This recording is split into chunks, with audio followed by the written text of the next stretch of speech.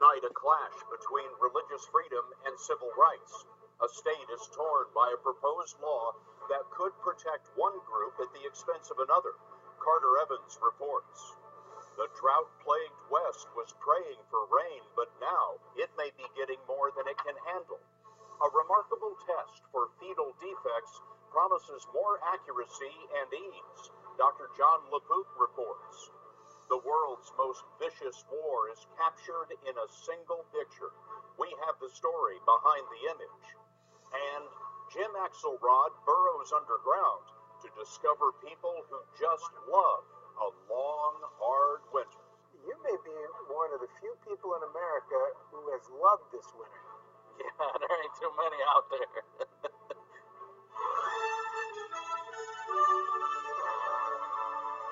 This is the CBS Evening News with Scott Kelly. Good evening. This is our Western edition, and there is breaking news in the West, where Arizona Governor Jan Brewer has been under tremendous pressure over a controversial bill. The bill would allow businesses to deny service to someone on religious grounds. Supporters say it's about religious freedom. Opponents say it's really about discrimination against gays and lesbians and others as well. Carter Evans is in Phoenix, where the governor has just spoken. Scott, there were cheers from the crowd here tonight as Governor Brewer announced that she will veto Senate Bill 1062. Her decision puts an end to a debate here in Arizona that had become a national controversy. I've not heard of one example in Arizona where business owners' religious liberty has been violated. The bill is broadly worded and could result in unintended and negative consequences. The bill would provide legal protection for individuals or corporations refusing to do something they claim offends their religious beliefs. Kathy Harrod's group, the Center for Arizona Policy, was one of the architects of the bill. Is this an effort to protect all religious freedoms, or is this an effort to protect a fundamentalist Christian agenda? 1062 is an effort to protect people of all faiths. So would 1062 protect the Muslim wedding photographer who does not want to photograph a Jewish wedding? Yes. The language in Arizona's bill is broader than religious freedom laws proposed in other states. Those laws offered a shield from lawsuits to businesses or individuals who cited religious beliefs as reason to refuse services to same-sex couples. Legal guidance in other states, including Arizona, was provided by the Alliance Defending Freedom. Religious liberty, when properly exercised and protected, is good for everyone. That's why this is a good law. Doug Napier is with the Alliance. According to tax documents, the conservative group spent more than $41 million in 2012 to promote Christian values. It also funded lawsuits and developed legislation to stop abortion and same-sex marriage. There's nothing in this bill that says anything about sexual orientation or people who self-identify as homosexual. That is a smokescreen. It's a distraction from what this bill is. But lawyers with the group have been outspoken about their views on homosexuality. This was one of the group's top attorneys speaking to pastors in Illinois last year. By being quiet about homosexuality, you may be condemning some of your people to hell. Governor Brewer had until Saturday to act on this bill, and a decision was not expected this soon. But Scott, the governor, had been under intense pressure from both sides to make a decision. Carter Evans in Phoenix for us tonight. Carter, thanks very much. Now, another issue for people all over the country, the extreme weather. Rain is finally coming to the drought-plagued West, but it may be too much too fast. And that Arctic air mass is spreading, bringing cold temperatures back across the north and into the south.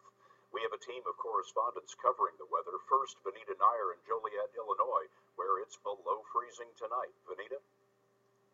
Good evening to you, Scott. That's right. And the wind chill has actually made it feel as though it is 24 degrees below zero.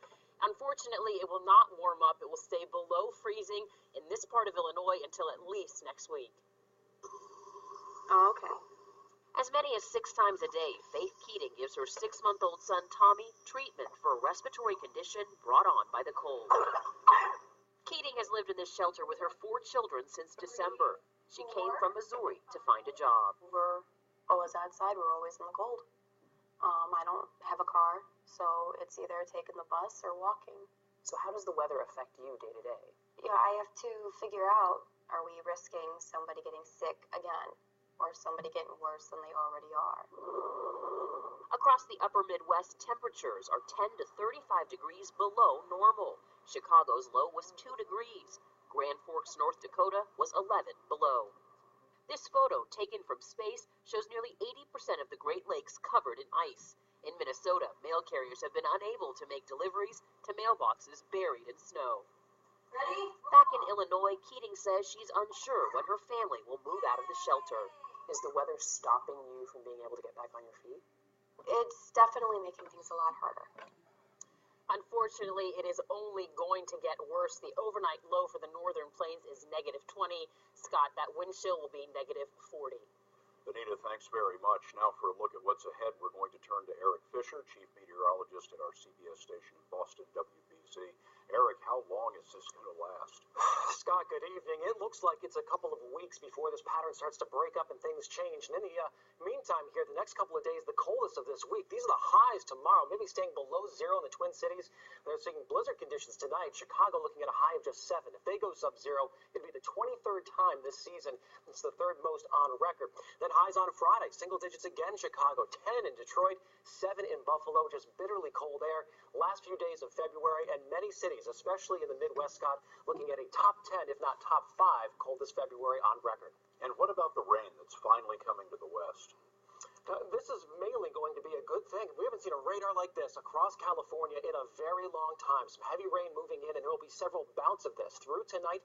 Another one coming in Thursday into Friday, and then another storm system as we head into Saturday and early Sunday morning. So lots of chances for more rain, some mountain snow as well in a place that's dealing with historic drought. In terms of rain totals, these are numbers they have not seen in so long. You're looking at 1 to 3 inches around the Bay Area, 3 to 5 in Southern California, although, Scott, some areas of localized flooding could result because of that rain. Eric, thank you. With the possibility of flooding, folks in California are preparing now. Randy Page of our Los Angeles station, KCBS, is in Glendora at the base of the San Gabriel Mountains. Randy? Well, Scott, just 5.5 weeks ago, a wildfire came roaring through this portion of the San Gabriel Mountains, taking out everything in its path. Tonight, the concern is this bare earth can quickly turn into rivers of mud. Residents here hope sandbags and concrete barricades will stop or redirect mudslides caused by the downpour. It'll be like Niagara Falls, and this 100-foot area will have water and mud pouring into my backyard.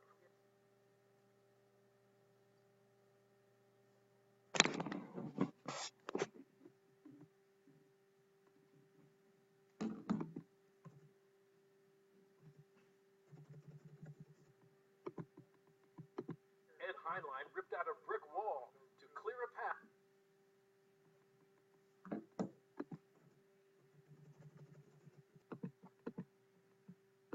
For the mud he worries could come down the hill and get stuck in his backyard. But in the long run, we need the rain. It's a blessing. It's going to hurt some of us more than others. You know, that's the way it's going to be. So you work on it, you prepare for it. We'll clean up on the backside. Los Angeles has had barely more than 1 inch of rain since July. This storm is expected to bring 2 to 4 inches of rain in just 3 days. And Scott, the city has issued a voluntary evacuation order for some of the mountainous areas, but I must tell you, we've spoken to a number of residents who say they intend to stay. They say they stayed to protect their homes during the fires, and they intend to stay for the flood. Randy Page of KCBS. Thank you very much, Randy. There is news tonight about the presidency, both the man who holds the office and the folks who might want to succeed him. A CBS News New York Times poll out tonight finds only 40% of Americans are satisfied with the presidency of Barack Obama. 59% say they're disappointed. When we asked Republicans whom they would like to see run for president in 2016, Jeb Bush led the list, followed by Rand Paul, Marco Rubio, and Chris Christie. On the Democratic side, far more want Hillary Clinton to run than Vice President Joe Biden. Secretary of State Kerry said late today that it would be, quote, a grave mistake for Russia to send troops into neighboring Ukraine.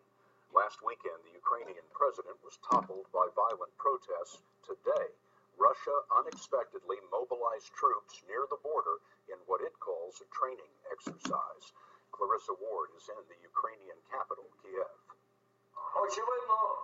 Tonight, Ukraine's opposition leaders chose Independence Square, the center of the revolution, to introduce the country's new government, to booing from some of the crowd. Parliament must ratify the new ministers tomorrow, but for some, there were too many familiar faces on stage. Katerina is a 27-year-old teacher.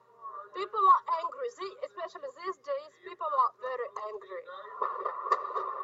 Ukraine's ousted President Viktor Yanukovych fled the capital 5 days ago, following a week of violence in which 80 protesters were killed. Now the country is trying to move forward, but it won't be easy. Ukraine is almost bankrupt. It needs $35 billion over the next 2 years. So far, Russia has refused to recognize the country's new leaders. And President Putin's decision to put Russian troops on Ukraine's border has raised fears that Russia will try to intervene in Ukraine's politics. In the Crimea region in the south of the country, also home to a large Russian naval base, clashes broke out. Crimea is not Russia, one group chanted. At least one protester was killed. Back in the square, Katerina had a stark message for Putin. Leave Ukraine alone. Leave Ukraine problem. Leave our people to make our future. Don't disturb us anymore. Clarissa Ward is joining us from in front of the barricades in the square. Clarissa, you talked about Ukraine being broke. The value of the currency has been dropping like